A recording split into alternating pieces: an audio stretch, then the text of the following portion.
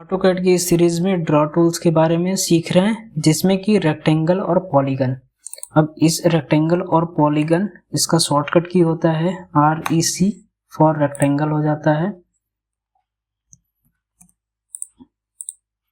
REC ये rectangle के लिए शॉर्टकट की होता है, POL ये पॉलीगन के लिए शॉर्टकट की होता है। ये दो शॉर्टकट की हो गए। एक REC होता है रेक्टेंगल का शॉर्टकट की, POL होता है पॉलीगन का शॉर्टकट की।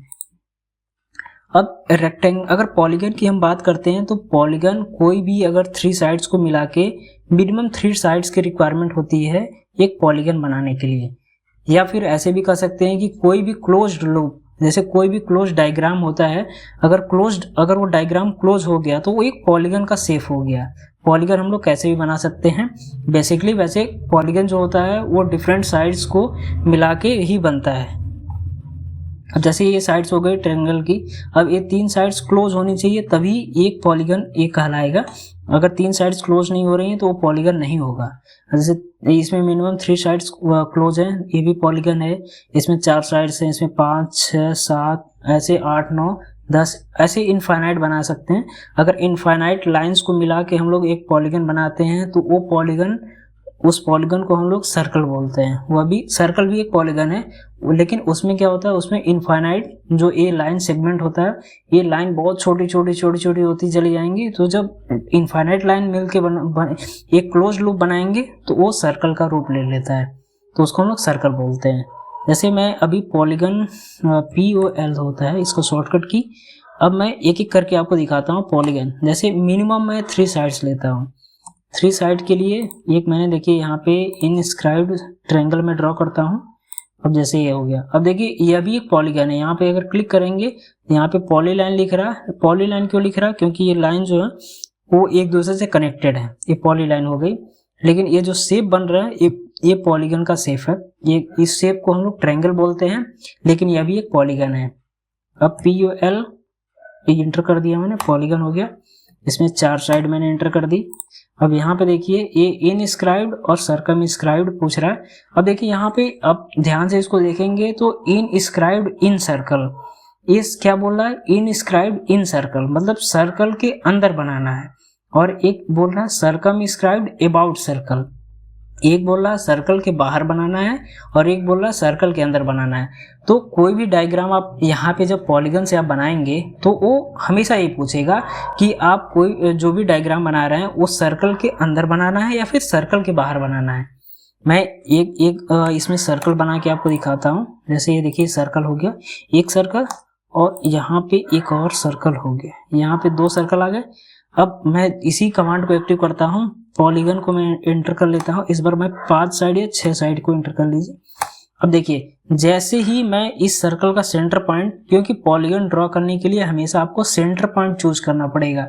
जैसे कोई भी डायग्राम आपको अगर सेंटर पॉइंट अगर उसमें नहीं चूज करेंगे तो उसको पता कैसे चलेगा कि आप इस पॉइंट के अबाउट उसमें जो 360 का डिग्री का रोटेशन है वो करना है।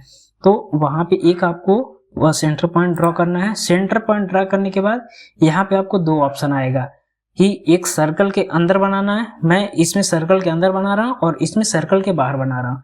तो इनस्क्राइब्ड मैंने चूज कर दिया। अब देखिए जैसे ही इनस्क्राइब्ड चूज करेंगे तो ये जो पॉइंट्स होंगे, मतलब इस सर्कल का जो सेंटर होगा और इस ये जो हेक्सागन बन रहा है, हेक्सागन का जो एंड पॉइंट है जहाँ पे 2 लाइन मीट कर रही हैं, वो पॉइंट इस सर्कल पे टच करेगा। ठीक है, ये इस तरह का कुछ शेप बन रहा है।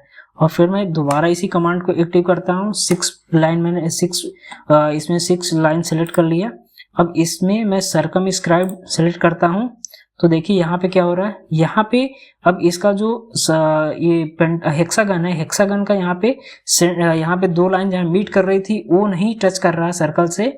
इस हेक्सागन का जो एक लाइन पे जो टेंजेंट होता है, इस सर्कल पे ये टेंजेंट बना रहा है, वो पॉइंट यहाँ पे क्लिक करेगा। तो यहाँ पे देखिए इस तरह से 2 डायग्राम बन रहा है। एक हो रहा है कि यहाँ पे सर्कल के अंदर आ रहा है, एक सर्कल के बाहर आ रहा है। ठीक है, तो इस तरह से हर बार ये पूछेगा कि आपको सर्कल के अंदर बनाना है या फिर सर्कल के बाहर बनाना है। जैसे कोई भी डिफरेंट शेप इस तरह से बनाना है तो आप इस तरह से चूज कर सकते हैं। जैसे यहाँ पे मैंने ये बना लिया। अब यहाँ पे कोई भी अगर मुझे ट्रिम करना है, जैसे यहाँ पे डिफरेंट शेप मैंने बना लिया, अब इसमें मुझे इसे कुछ ट्रिम करना है, कुछ पॉइंट, तो ये कुछ इस तरह से एक डायग्राम मेरा बन गया। यहाँ पे जैसे इस पॉइंट को ट्रिम करना है, सर्कल ट्रिम नहीं हो रहा है। अब देखिए यहाँ पे ट्रिम नहीं हो रहा क्योंकि इसको मैंने सेलेक्ट नहीं किया था, इसको सेलेक्ट कर लीजिए। और यहाँ से ट्रिम अगर मुझे ऐसे करना है इस पॉइंट को, जैसे भी आपको इसको रिमूव करना है आप इसको रिमूव करके कोई भी शेप बना सकते हैं। जैसे ये हो गया हमारा, ऐसे भी डायग्राम आपको जैसा भी डायग्राम बनाना है आप कोई भी इसमें उस तरह से आप बना सकते हैं। ठीक है, तो ये हमारा जो सर्कल जिसमें रेक्टेंगल और पॉलीगन हो गया, ये 2 कमांड है। इसका आप प्रैक्टिस करेंगे तो आप डिफरेंट शेप जैसे भी आपको बनाना है सर्कल के अंदर बनाना है। अब इसी सर्कल को एक मैं ट्रायंगल लेके दिखा देता हूँ। जैसे ये हो गया हमारा सर्कल, अब POL इंटर करा आपने। अब यहाँ पे 3 पॉइंट्स मैंने चूज कर लिया, सर्कल का सेंटर पकड़ा मैंने। अब यहाँ पे इनस्क्राइब्ड पूछ रहा है तो देखिए यहाँ पे मैंने यहाँ पे एंटर कर दिया। अब ये जो सर्कल होगा, ये जो ट्रायंगल होगा और ये सर्कल, ये इन दोनों का जो सेंट्रॉइड होगा वो एक ही होगा। यहाँ पे मीट कर रहा है। और सेम यही सर्कल है, इसको मैंने ऐसे कर दिया। अब POL कमांड मैंने एंटर कर दिया, पॉलीलाइन। अब यहाँ पे सर्कल का मैंने सेंटर पकड़ लिया। अब यहाँ पे सर्कमस्क्राइब्ड पूछ रहा है तो यहाँ पे देखिए यहाँ पे एक हो गया। अब इन दोनों में देखिए कितना डिफरेंस आ रहा है कि एक पॉइंट हमारा सर्कल के अंदर आ रहा है तो वो देखिए वो छोटा है। ये क्या हो रहा है, ये जितने भी पॉइंट यहाँ पे हैं सर्कल का, ये सर्कल के जितने भी पॉइंट्स हैं इसमें ट्रायंगल को यहाँ पे ये इन साइड में इसको टच कर रहे हैं। लेकिन यहाँ पर क्या हो रहा है कि ये जो सर्कल है ये इस लाइन के हर जगह इसके टेंजेंट है, जहां पर भी इसको टच कर रहा है वहां पे टेंजेंट में ही टच कर रहा है। लेकिन यहाँ पे क्या हो रहा है, यहाँ पे इसके जो 2 लाइन मीट कर रही हैं वो सर्कल को टच कर रही हैं। तो इस तरह से हम लोग एक कोई भी शेप बना सकते हैं और इसका आप प्रैक्टिस करेंगे। अब इसके बाद फिर हम लोग डिस्कस करेंगे इलिप्स के बारे में और हैच के बारे में। यहाँ पे जैसे हैचिंग कैसे करते हैं मैं यहाँ पे एक आपको दिखा देता हूँ। H फॉर हैचिंग के लिए होता है। अब जैसे मैंने इसको हैचिंग कर दिया, ऐसे कोई भी डायग्राम को आप हैचिंग कर सकते हैं। जो भी क्लोज लूप है, डायग्राम क्लोज होना चाहिए। हैचिंग की ये प्रॉपर्टी होती है कि जब तक वो क्लोज नहीं रहेगा वो उसको आप हैच नहीं कर सकते। तो इस तरह से हैचिंग बहुत सिंपल होता है और डिफिकल्ट भी होता है, क्योंकि उसमें जो मेन पॉइंट है उसको ध्यान में रख के हैचिंग किया जाता है। जैसे हैचिंग जब आप करेंगे तो यहाँ पे एसोसिएटिव और इनोटेटिव, ये दोनों चीज जो होता है इसका इसमें बेसिक ध्यान इसी का रखा जाता है कि उस लाइन उसको एसोसिएटिव बनाना है या फिर इनोटेटिव बनाता है। तो इन दोनों को कैसे चूज करके वहां पे हम लोग ड्रॉ करेंगे, इसका हम लोग कंप्लीट देखेंगे।